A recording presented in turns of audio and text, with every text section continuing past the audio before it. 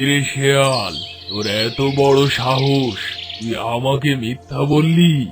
আমি তো সেখানে গিয়ে কোনো খাবারই পেলাম না।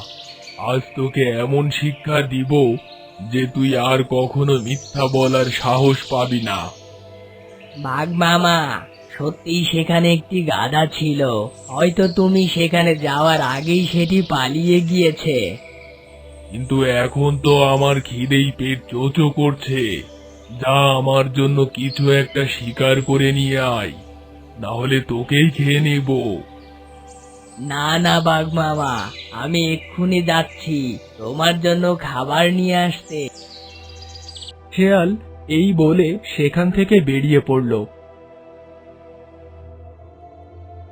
জঙ্গলের পাশের গ্রাম থেকে আলো দেখা যাচ্ছে।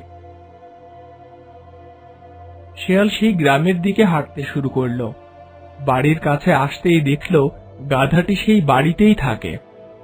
এবার বুঝতে পারলাম গাধাটি কোথায় চলে গিয়েছিল। বিষয়টা বাঘ মামাকে জানাতে হবে।